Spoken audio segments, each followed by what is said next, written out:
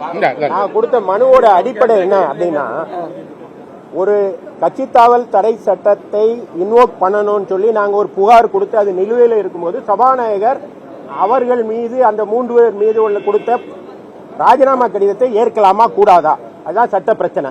ஏற்க முடியாது. ஏன்னா 21 சட்டமன்ற விதிகள் 21 எனக்கு அதிகாரம் இருக்குன்னு சொல்றாரு. ஆனா அவர் மைண்ட அப்ளை பண்ணணும் தான் சட்டம் சொல்லுது. நோட்டிபிகேஷன் எத்தனை மணிக்கு? நேற்று நைட்டு நோட்டிபிகேஷன் வந்த பிறகுதான் அவங்க கட்சியை விட்டு அவங்களுடைய ராஜினாமா ஏற்கப்பட்டதுங்கிறது நாட் மியர்லி மைக்ல பேசுறது ஆகாது.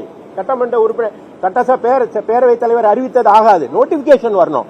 நோட்டிபிகேஷன் வர்றதுக்கு முன்னால மாடிப்படி ஏறி போய் ஒரு அந்த தாவேக்காவுடைய அமைச்சரை சந்திக்கிறாங்க. அந்த அமைச்சர் அவங்களுக்கு சால்வை அணிவிக்கிறார். அதுவே வரவேற்பு தான். கார்டு கொடுக்கறாங்க. அது எல்லா வலைதளங்களிலும் வந்துச்சு. அதுக்கப்புறம் இதை எதிர்ப்பு தெரிஞ்ச உடனே தான் ஃபார்மலா இணைத்தவர்கள் அப்புறம் இணைப்புன்னு ஒரு நாடகத்தை 8 மணிக்கு மேல நடத்துறாங்க. ஆனா அப்பவும் நோட்டிபிகேஷன் வரல. அப்ப நோட்டிபிகேஷன் வராம இருக்கும்போது அவர்கள் இன்னொரு கட்சியில போய் சேர்ந்திருக்காங்க. அப்படி சேர்ந்தவர்களுடைய ராஜினாமாவை ஏற்றுக்கொண்டதாக நீங்க அறிவிக்க கூடாது, திரும்ப பெறணுங்க தான் எங்களுடைய மனு. ஏன்னா இது அவர் ஏத்துக்கிறது ஏத்துக்காம இருக்கிறது இது. ஆனா நீதிமன்றம் இருக்கு.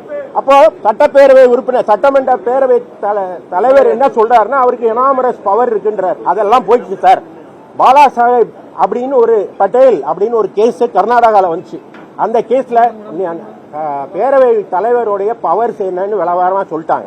ஆன்டி டிஃபெக்ஷன் லா இருக்கும்போது ரிசைன் பண்றதுங்கிறது சட்டப்பூர்வமானது அல்ல, அது அன்கான்ஸ்டிடியூஷனல். அப்படின்னா நீங்க தவறு பண்ணுவீங்க, உங்க மேல ஆன்டி டிஃபெக்ஷன் லாவை இன்வோக் பண்ண சொல்லி ஒரு கட்சி தலைவர் கொடுத்துருக்காரு. நீங்க பின்வாசல் வழியா ராஜினாமா பண்ணிட்டு தப்பிச்சு போயிடலாம்னு நினைச்சா அப்ப அந்த சட்டத்தோட பலன் என்ன? எனவே அப்படி பண்ண முடியாது. அந்த சட்ட நடவடிக்கை தொடரும்.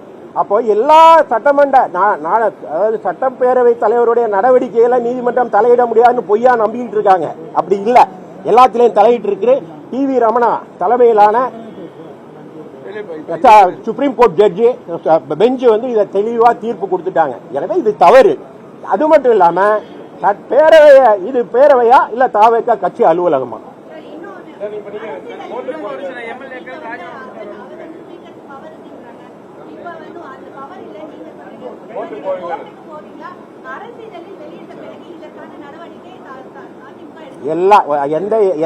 எந்த ஜிஓ போட்டாலும் அதை திரும்ப பெற அதிகாரம் பேரவை தலைவர் இருக்கு. ரிவோக் பண்ணிக்கலாம். ரிவோக் பண்ணலன்னா இது கொஸ்டினபிள். நாங்க அதை நீதிமன்றத்தில் அவர் என்ன அது முடிவை சொல்லல. சொன்ன பிறகு அது குறித்து எங்க பொதுச் செயலாளர் கலந்து பேசி முடிவெடுப்போம்.